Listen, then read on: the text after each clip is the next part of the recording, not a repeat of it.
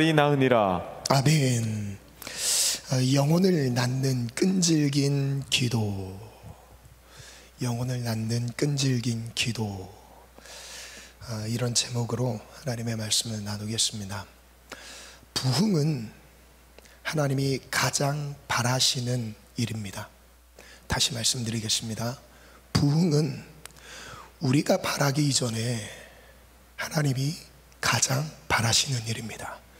왜냐하면 부흥에는 영혼 구원이 있기 때문에 그렇습니다. 부흥은 영혼이 구원받는 일들입니다. 그 영혼 구원이 집중적으로 폭발적으로 일어나는 것이 바로 부흥입니다. 잃어버린 영혼들이 주께 돌아오기 시작합니다. 상심한 마음들이 힘을 얻기 시작합니다. 잃어버린 모든 것들을 다시 찾아오기 시작합니다. 이것은 우리가 바라기 이전에 먼저 하나님께서 가장 바라시는 일입니다.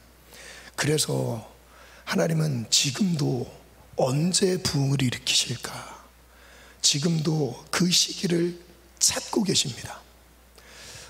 역대야 16장 9절 말씀엔 이런 말씀이 있습니다. 여호와의 눈은 온 땅을 두루 감찰하시는데 자기에게 전심으로 자기를 찾는 자들에게 능력을 베푸시며 라고 약속하셨어요. 지금도 하나님의 눈은 온 땅을 두루 살피시고 계십니다. 지금 이 공간에서도 살피시고 계세요. 누구에게 능력을 베푸실까? 누구에게 능력을 베푸실까? 찾고 계십니다. 이 능력이 임하기 시작하면 영혼 구원은 저절로 일어나게 됩니다. 하나님의 능력은 영혼이 구원받는 일들은 저절로 일어나게 됩니다. 그런데 문제가 있습니다. 하나님께서 이렇게 바라시는 부흥이 쉽게 일어나지 않는다는 것이죠. 첫 번째 소주제 띄워주시겠어요? 부흥이 오지 않는 이유. 우리 성도님들에게 질문 드리겠습니다. 부흥이 오지 않는 이유는 무엇일까요? 왜 나의 가정 가운데, 왜 우리가 생각하고 있는 이미 우리의 선조들이, 주상들이, 믿음의 선배들이 경험했던 부흥의 역사, 가장 기본적으로 우리의 모범이 되는 성경에 기록된, 사도행전에 기록된 부흥의 역사가 중단된 것처럼 느껴질까요? 부흥이 오지 않는 이유는 아주 간단합니다. 부흥이란 영혼들이 주께 돌아오는 거라고 말씀드렸는데, 이 부흥은 철저히 영적인 것입니다. 그래서 영적으로 나아가지 않으면 부흥은 절대 경험할 수 없습니다. 이 영적이라는 말은 하나님의 뜻과 일치가 될 때 부흥의 역사가 일어나는데, 그것이 기도와 직결되어 있습니다. 그래서 제가 부흥이 오지 않는 이유를 한번 10가지를 한번 정리해 봤습니다. 띄워주시겠어요? 첫 번째, 기도가 멈췄기 때문이다. 두 번째, 기도를 오래 하지 않기 때문이다. 부흥이 오지 않는 이유, 영혼이 나를 통해서 구원을 받지 못하는 이유, 기도를 오래 하지 않기 때문이다. 세 번째, 끈질긴 기도가 없기 때문이다. 네 번째, 하나님에 대한 간절한 마음이 없기 때문이다. 다섯 번째, 기도와 함께 죄를 버리지 않기 때문이다. 여섯 번째, 영혼에 대한 갈급함이 없기 때문이다. 일곱 번째, 성령의 역사를 사모하지 않기 때문이다. 여덟 번째, 기도가 응답된다고 믿지 않기 때문이다. 하나님께서 우리에게 기도 응답의 100% 기도 응답을 약속하셨던 그 한 가지가 있습니다. 그 한 가지, 다른 우리의 일상에서 벌어지는 중대한 일들은 하나님의 뜻대로 되게 하소서 할 수 있어요. 이 하나님의 뜻대로라는 말은 이것이 내가 계획한 대로 되든 계획하지 않는 대로 되든 하나님의 뜻에 달려 있습니다. 주님 최상의 은혜를 허락해 주세요 할 수 있습니다. 그런데 유일하게 영혼 구원에 대해서만큼은 하나님의 뜻이라고 열어두지 않으셨습니다. 무조건 응답하신다고 약속하셨어요. 믿으십니까? 믿으십니까? 그 다음 9번째, 기도하면 영원히 구원을 얻는다는 진리를 믿지 않기 때문이다. 10번째, 부흥하는 방법을 몰라서가 아니라 부흥을 바라지 않기 때문이다. 제 저를 띄워주시기 바랍니다. 우리가 부흥하는 방법을 몰라서 부흥을 누리지 못하는 게 아닙니다. 이미 성경에 부흥하는 방법을 기록해 주셨어요. 성령 충만이고요, 그 성령 충만은 기도를 통해서만 얻을 수 있습니다. 그런데 이 부흥에도 공식이 있는데 이거는 불변의 공식입니다. 부흥이라는 것은 어떤 시스템의 변화로 일어나는 것이 아닙니다. 좋은 탁월한 프로그램을 돌렸을 때 얻는 것이 아닙니다. 철저히 성령의 역사입니다. 저를 따라 믿음으로 한번 선포하겠습니다. 부흥은 기도할 때 옵니다. 기도할 때 옵니다. 기도하면 영혼이 구원받습니다. 영혼이 구원받습니다. 그래서 예수님도 우리에게 어떻게 영혼을 구원하는지를 보여주셨어요. 그래서 우리에게 모범을 보여주셨던 게 기도의 삶이었습니다. 하나님이신 예수님이 이 땅에 오셔서 기도하셨습니다. 기도로 하셨던 이유는 예수님께서 우리에게 영혼을 살리는 방법을 가르쳐 주셨던 거예요. 그 방법 외에 다른 방법을 말씀해 주시지 않으셨습니다. 기도였어요.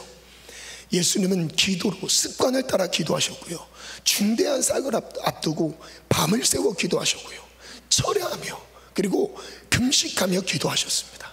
그 기도는 반드시 열매로 나타났어요. 그 열매는 영혼이 구원받는 것으로 나타났습니다. 예수님뿐만 아니었어요. 예수님의 사역을 이어받았던 사도행전에 등장하는 예수님의 12 제자들의 사역도 똑같았습니다. 그들은 기도했습니다. 그들은 사도행전 1장 14절 보면 한번 띄워주시겠어요? 그들은 모이면 기도했습니다. 그들은 모이면 하는 것이 기도였어요. 그리고 성령의 충만한 가운데서 흩어지면 복음을 전했어요. 그리고 심지어 2장 41절부터 보면요, 제가 읽어드릴게요. 그 말을 받은 사람들은 세례를 받음에 이날에 신도의 수가 3,000이나 더하더라. 한 번에 하나님의 말씀이 선포될 때 3,000명씩 5,000명씩 주께 돌아왔습니다. 지금도 가능하다는 거죠. 왜냐하면 성령의 역사는 그때만 있었던 게 아니라 지금도 기도할 때 역사가 일어납니다. 그래서 42절 한번 읽겠습니다. 시작. 그들이 사도의 가르침을 받아 서로 교제하고 떡을 떼며 오로지 기도하기를 힘쓰니라. 저를 따라 믿음으로 선포하겠습니다. 오로지 기도하기를 힘쓰니라. 그럴 때 인간으로 할 수 없었던 부흥의 역사가 일어났던 것입니다. 수많은 영혼들이 주께 돌아오는 것을 경험했다는 거예요. 무엇을 할 때요? 오로지 기도할 때. 그들이 오로지 기도할 때 인간으로 설득할 수 없었던 영혼들이 주께 돌아옵니다. 기도하면 영혼 구원을 이룰 수 있습니다. 정말 기도하면 부흥이 온다는 것을 믿으십니까? 이제 본격적으로 본문으로 들어가겠습니다. 두 번째 주제인데요, 고통 중에 드린 끈질긴 기도. 오늘 본문 말씀을 다시 한번 띄워주시면 21절에 보면 예수께서 거기서 나가 두로와 시돈 지방으로 들어가셨습니다. 이 두로와 시돈 지방은 해안가에 있으면서도 이 북이스라엘의 북쪽에 있습니다. 이스라엘 약속의 땅이라고 말하는 그 이스라엘의 북쪽에 위치한 이방인의 도시입니다. 이 두로와 시돈 지방으로 예수님이 가셨어요. 그런데 그때 22절에 가나안 여자 한 명이 소리를 지르면서 예수님을 부릅니다. 너무 간절했던 것 같습니다. 도대체 이 가정에 어떤 문제가 있었길래, 이 여인의 중심 안에, 마음 안에 어떠한 결핍이 있었길래, 해결되지 못한 어떤 문제가 있었길래 이리도 간절하게 부르짖었을까요? 주 다윗의 자손이여, 나를 불쌍히 여기소서. 내 딸이 흉악하게 귀신 들렸습니다. 자신의 딸이 귀신 들린 상태에 빠졌어요. 이 귀신 들린 상태도 역시 영적인 문제겠죠.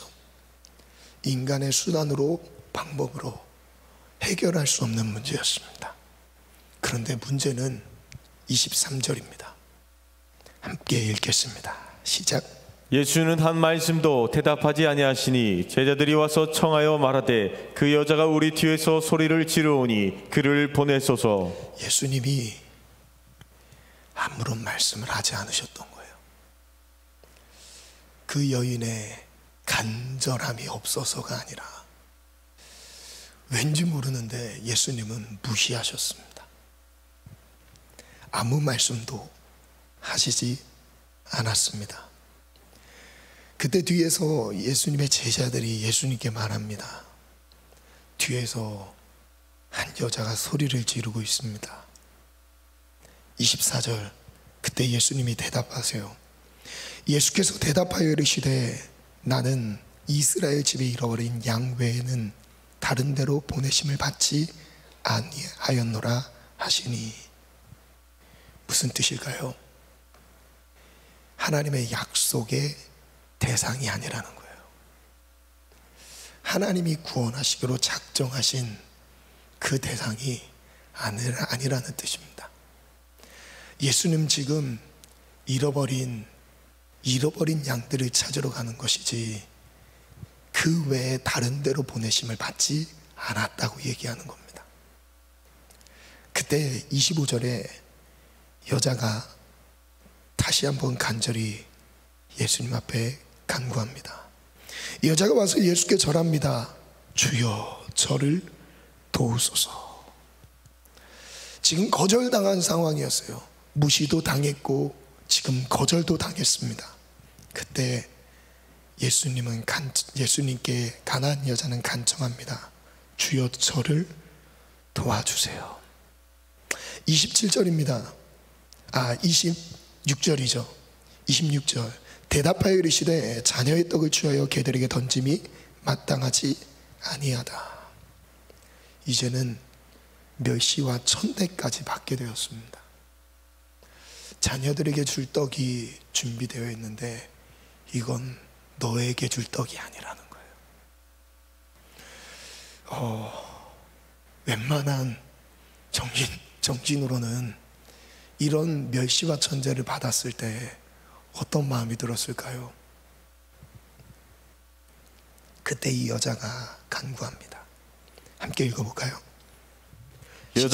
여자가 이르되 주여 올소이다마는 개들도 제 주인의 상에서 떨어지는 부스러기를 먹나이다 하니. 개들도 주인의 상에서 떨어지는 부스러기를 먹습니다. 예수님의 말을 그대로 인정했습니다. 저는 특별한 존재가 아닙니다.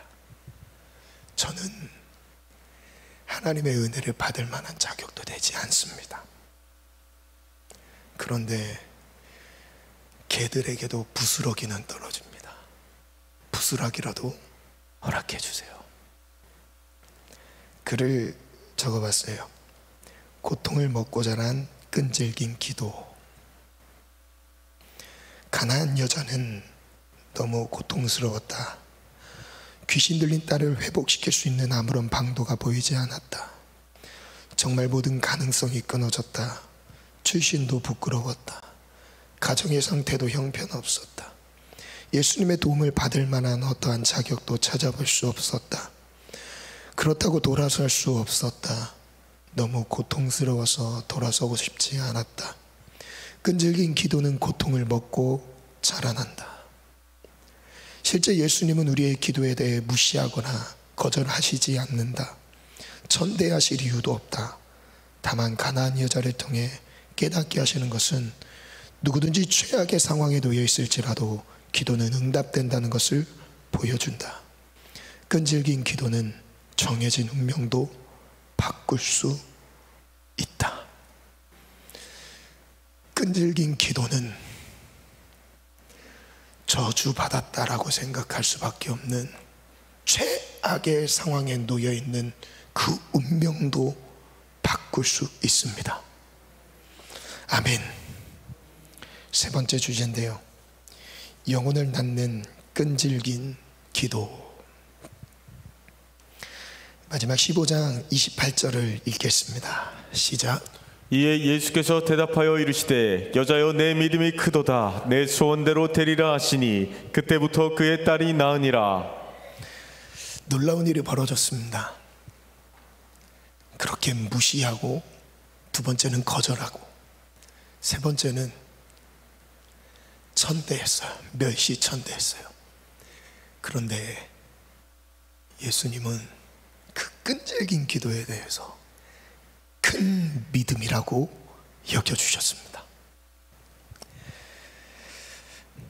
그래서 저는 이렇게 공식을 정해봤어요. 끈질긴 기도는 믿음의 기도이다. 다시 말하면 영혼을 살리기 위한 끈질긴 기도는 하나님이 일하실 수밖에 없다. 영혼을 위해 끈질기게 기도하면 하나님은 반드시 구원하신다. 아멘. 나의 기도를 통해 구원을 받은 영혼은 얼마나 됩니까? 나의 기도를 통해서 영혼이 살아난 것을 얼만큼 경험해 보셨습니까? 구령의 열정이라는 책에 오스왈드 스미스가 쓴 한 글을 가져왔습니다. 기도의 진통이라는 소제목인데요. 영혼의 진통 없이는 절대로 영적 자녀를 낳을 수 없다. 하나님은 우리에게 영혼에 대한 진통을 느끼게 하실 수 있지만 만약 그 마음을 느끼지 못한다면 그것은 우리의 잘못이다. 영혼을 위해 끊임없이 애쓰고 밤낮으로 기도하며 지낼 때에만 특별한 결과를 이룰 수 있다. 기도 가운데 진통하는 법을 배울 때 부흥이 온다. 하나님은 이 세상에 어떤 생명이 태어나든지 반드시 고통과 아픔이 있을 것이라고 말씀하셨다. 진통은 피할 수 없다. 하나님 나라의 생명이 태어나는 것도 이와 같다. 누군가가 아픔을 경험하고 누군가가 진통을 겪어야 한다. 영혼의 고통이 있다. 오늘날에 구원받는 사람이 적은 이유는 진통하기를 피하기 때문이다. 우리가 영원히 구원 얻는 것을 보려면 이런 영혼의 고통을 감수하던 때로 돌아가야 한다. 부흥의 역사를 살펴볼 때 모든 하나님의 사람은 기도의 진통을 경험했다.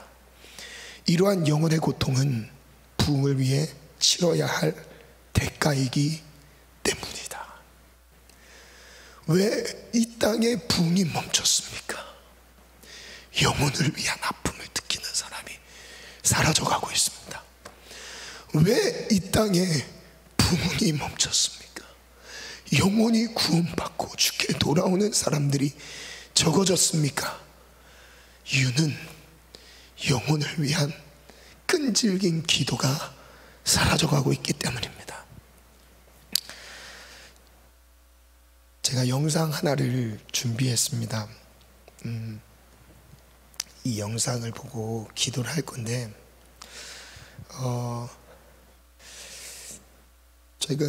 최근에 또 하나님께서 청년들을 많이 하나님께서 보내주시면서 구원받는 청년들을 좀 눈에 띄게 일으키시는 것 같은 마음이 되게 들었어요. 지금 이제 7월 말까지 올해 그리고 이제 작년 후반기에 이제 등록해서 목장 편성이 돼서 정착하고 있는 지체들을 1:1 신방을 좀 잡고 하고 있습니다. 그래서 매일 이제 한 명 이상의 영혼을 만나서 그 영혼과 얘기를 나누면서 지금 현재 어떤 필요가 있는지 그 기도 제목을 좀 나누고 기도하는 시간을 갖는데, 사실 제가 신방을 하면서도 많이 놀래요. 아예 우리 교회에 처음 온 새가족들인데 하나님을 만나고 있는 거예요. 그래서 제가 우리 교회 성도님의 자녀가 아닌 타 교회에서 신앙생활을 하고 계시는데 자녀만 우리 교회에 와서 예수님을 만난, 최근에 등록해서 예수님을 만난 그 지체들의 어머니를 인터뷰를 한번 해봤습니다. 그래서 질문은 세 가지 질문을 한번 가지고 인터뷰를 했는데요. 한번 영상을 먼저 한번 보겠습니다.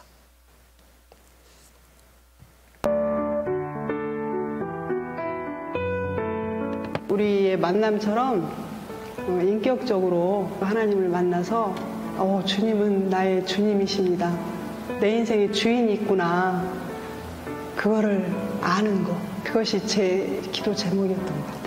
이 자녀가 정말로 인격적으로 예수님을 만나는 거, 또 정말 성령님을 모셔서 성령의 충만한 삶을 사는 거였습니다. 하나님의 인담을 받는 삶.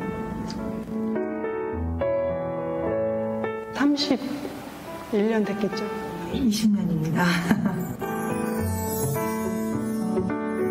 시간은 많이 가고 이제 이 성인이 되었는데 그 하나님 앞에 예배를 드리는 그런 모습이나 언어나 이런 것들이 안 나올 때 기도를 많이 한 것 같은데, 그런 가치관이나 정체성에서 그런 것들이 안 나올 때, 그럴 때는 좀 이렇게 좀 낙심은 했지만 그래도 하나님의 도움이 필요하니까 더 엎드렸던 것 같아요. 자녀이기 때문에 포기라는 단어의 생각은 한 번도 해본 적은 없고, 그럴 때마다 눈물로 더 부르짖어 기도했던 것이 많이 생각납니다. 대화가 통하지 않고 변하지 않을 것 같은 삶 속에서 이 자녀를 볼 때,